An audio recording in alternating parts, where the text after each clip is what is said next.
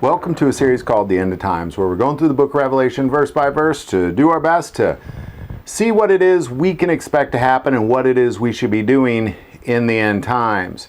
And where we are in the book of Revelation is we're at a place in chapter 14, and now we're getting into 15, the beginning of 15, where we're about to see the judgment and the wrath of God unleashed onto the earth. And we see that first with a sign in heaven that John sees, and keep in mind this is all John viewing this from the throne room of God. He sees 7 angels with the 7 last plagues, for in them the wrath of God is complete, Revelation 15:1. But then something kind of switches, and that's where we're going to pick up right there, is Revelation 15 verse 2.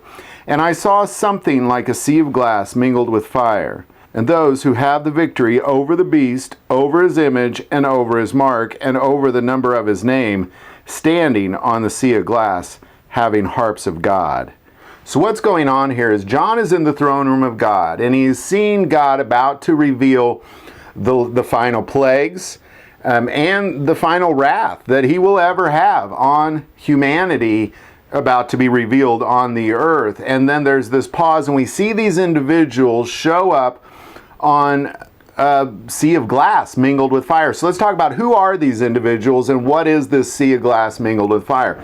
Well, these individuals are people who have died in the warring of the saints. They're people who did not take the mark of the beast. They did not accept his name, his number, none of that. They stood up for Jesus Christ and they were killed for it because it's tribulation. It's 3.5 years of that.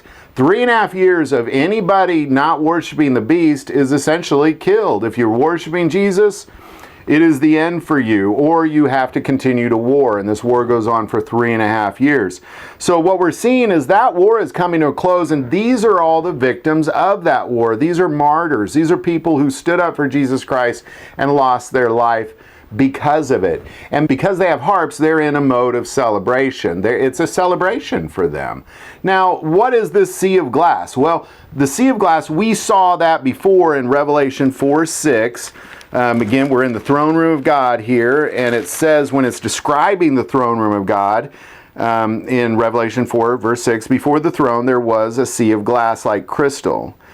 Now, this sea of glass is just a sea of glass. Now what we're seeing in 15 is that it's mingled with fire. Well, why is it mingled with fire? Well, let's just start by God uses fire for a lot of different things.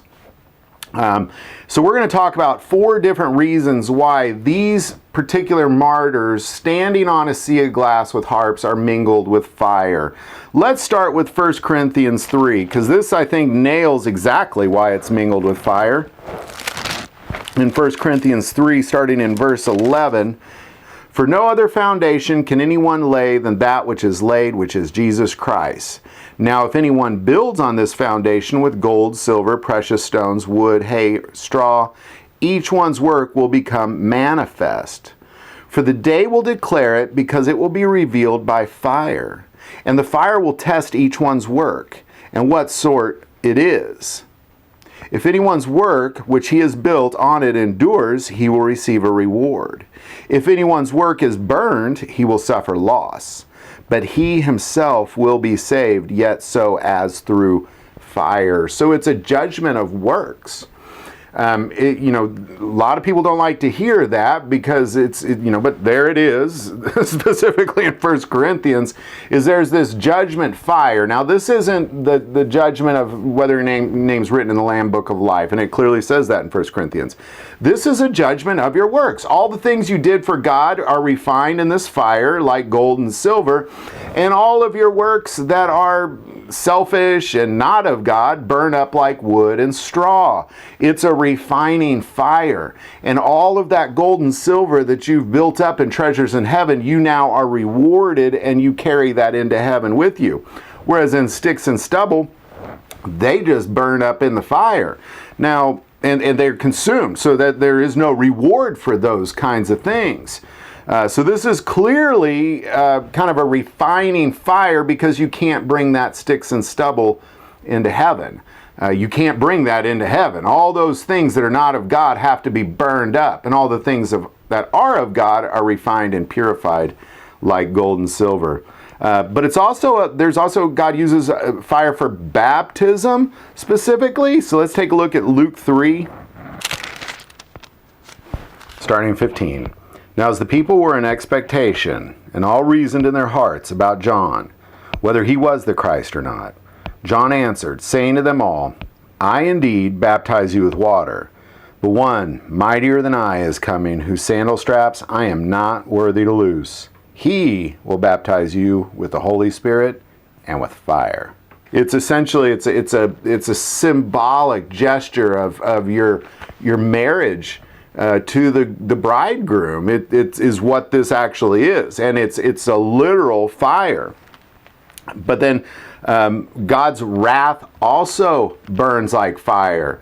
This sea of glass it's purifying people, it's baptizing people, but it's also about to reveal the wrath of God, because what we're going to find out in the next episodes is these people, they sing a song of Moses, and that song is all about the wrath of God. If we go back and just watch the next episode and we'll focus on that song, it's all about justice and wrath. And it is being revealed as these people are showing up being martyrs. And we can see that in Psalm 89, starting verse 46. How long, Lord, will you hide yourself forever? Will your wrath burn like fire? Remember how short my time is. For what futility have you created all the children of men? What man can live and not see death? Can he deliver his life from the power of the grave? Selah. And then the Holy Spirit also shows up like fire, and we'll see that in Acts 2, verse 3 through 4. Then there appeared to them divided tongues as of fire, and one sat upon each of them. And they were all filled with the Spirit, and began to speak with other tongues, as the Spirit gave them utterance. So if we take all these examples of how God uses fire, and there's a lot of other examples, but these are the ones that revolve around what's taking place with these individuals, because they're martyrs. They're in the throne room of God, they're celebrating with harps, and they are martyrs. And they're being purified, going through the purification process. They're being baptized with fire. The wrath of God is about to be revealed through this fire. And then the Holy Spirit is consuming them as a fire. It's really kind of a beautiful moment. What's about to take place on earth isn't about to get so pretty, but what's taking place there with these martyrs and the saints who lost their lives in the 3.5 years of the warring with the saints, is they're really just becoming more godlike than ever before. It's really, really a beautiful thing. I very much look forward to being on this sea of glass mingled with fire myself. And the recommendation I would say is, a lot of churches don't preach about this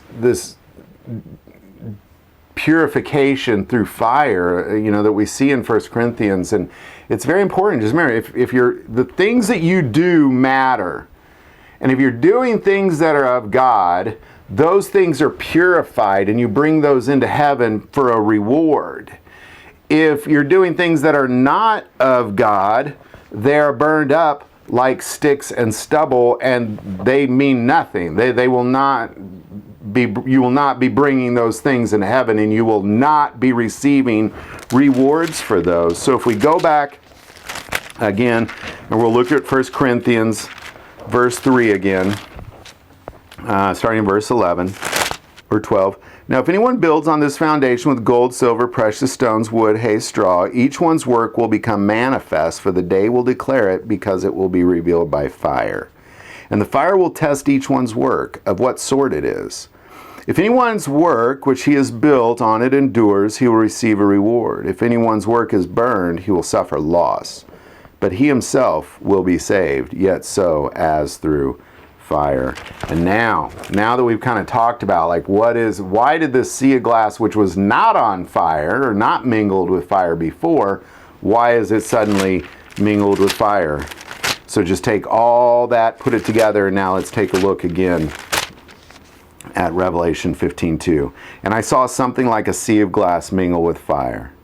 And those who have victory over the beast, over his image, and over his mark, and over the number of his name, standing on the sea of glass, having harps of God. And they sing the song of Moses, the servant of God, and the song of the Lamb, saying, we're going to take the whole next episode and talk about this song. Because it's very significant to why. Why is this about to happen? What the final plagues, these are the final plagues. These are the last plagues God is ever going to pour out on the earth. They will be complete. They will complete everything that he is trying to do. They will complete it. It is going to be devastating. Why is he doing it? The Song of Moses reveals it all, and we're going to spend the entire episode talking about that next episode. So, hope this video helps. Love to hear your thoughts on all this. Put it in the comments below. If you like this video, click like and subscribe. If you feel called to support this channel to Patreon, that link is also below. For the most important part of this channel, we take prayer requests, so never hesitate to send that in. Thank you for watching this episode of God, Family, and Guns. And as always, love God, love your family, and love guns.